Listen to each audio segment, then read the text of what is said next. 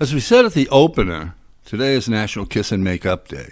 For all of those couples, partners, and significant others intending to kiss and make up, best of luck. The crying and ill will soon be over.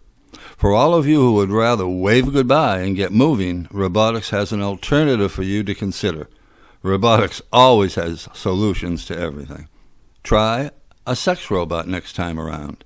Sex robots are incapable of lying, cheating, or making you unhappy, and they won't run around on you because they can't walk. If you are willing to consider an alternative, this next article is for you. We call it Sex Robots Will Never Make You Cry. Maybe.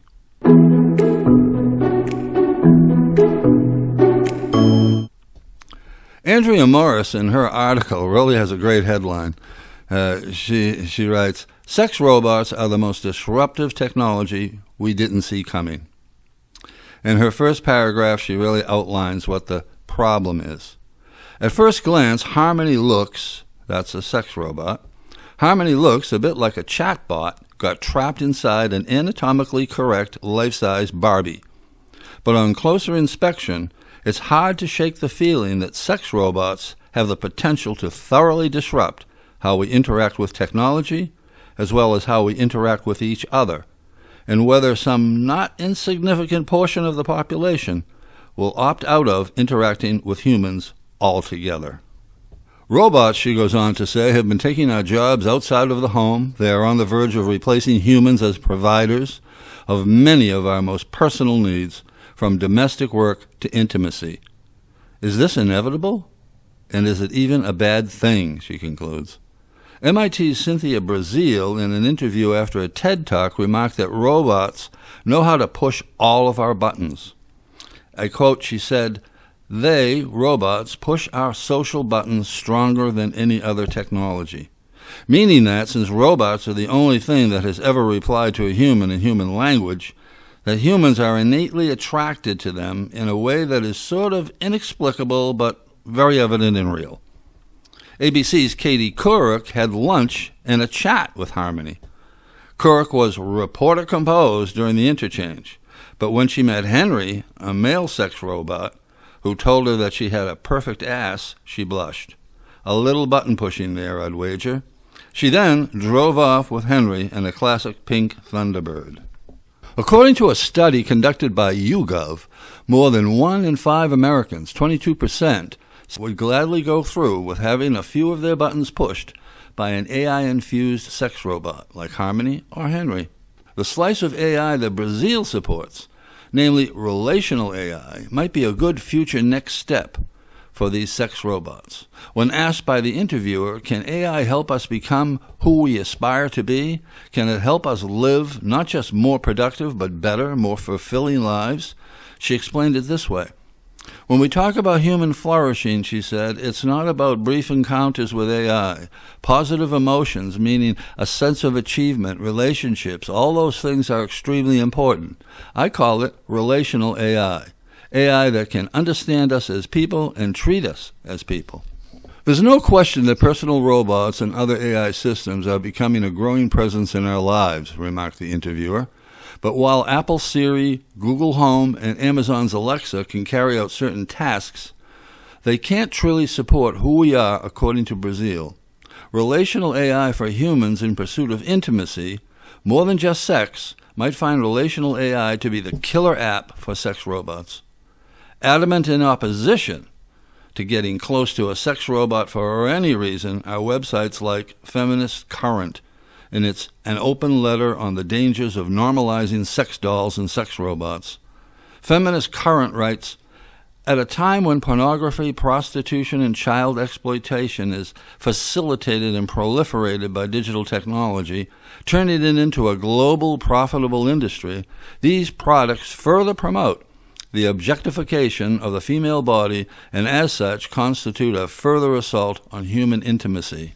The malfactors in all of this, according to the website and its campaign against sex robots, these technologies are developed and backed by academic and business robotics and artificial intelligence communities who have to date the loudest voices shaping the policy direction about the benefits of sex robots, while largely ignoring the potentially dangerous effects on women, men, and children. That's definitely not how to win friends and influence people, I think.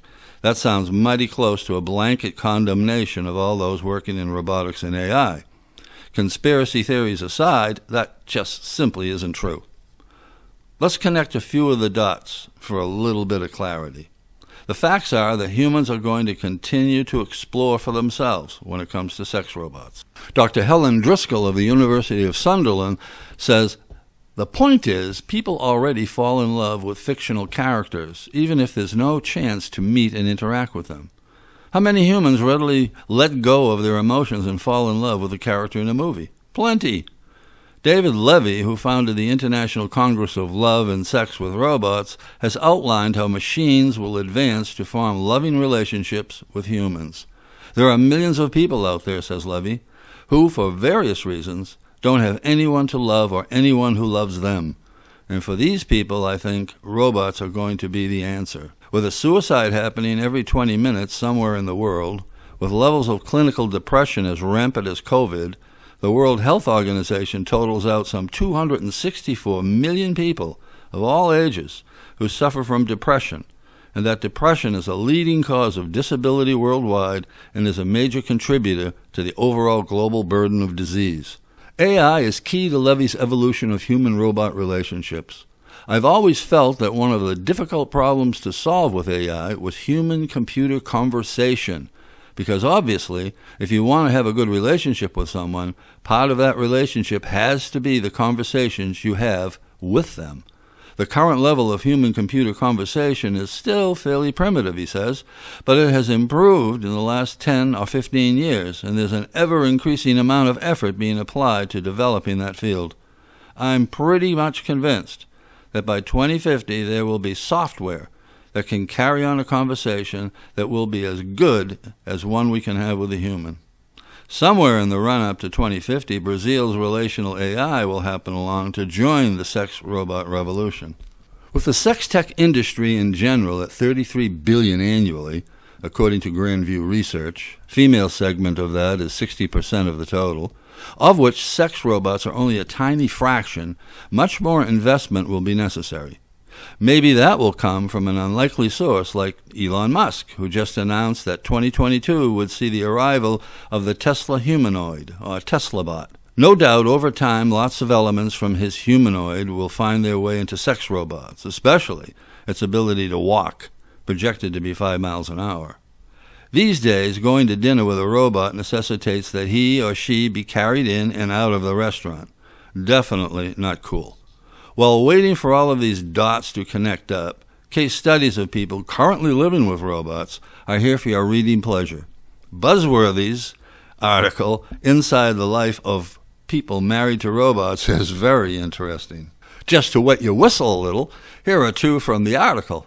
Number one is Ned Neffer, who married a mannequin's head that he pushes around town in a wheelchair. And secondly, a French woman fighting for her right to marry a robot that she made with a 3D printer. As the Germans put it, jeder nach seinem Geschmack. Everyone to their own taste, indeed.